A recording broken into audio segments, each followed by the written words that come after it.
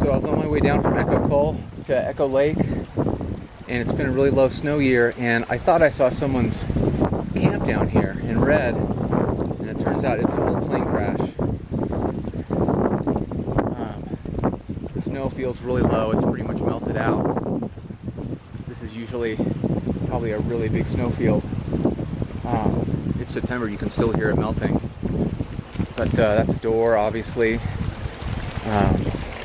There's part of the fuselage over there. I don't know if I've read about this one before. I've heard of other ones. But I'm going to check it out and take some more pictures.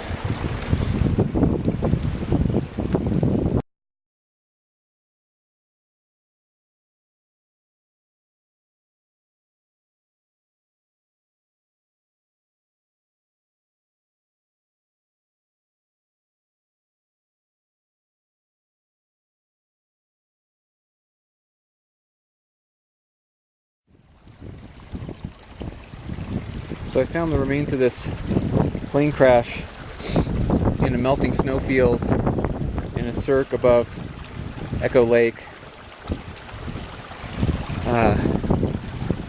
Looks like a pretty modern plane, maybe a Cessna, and it looks like it just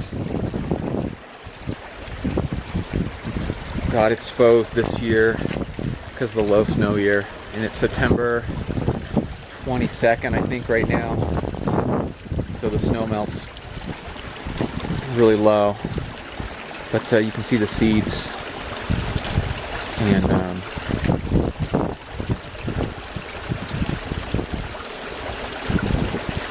the cockpit, pedals, and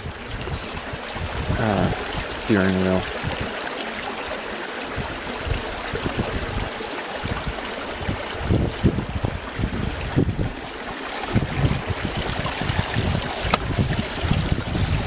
Looks like some of the tail might be down there.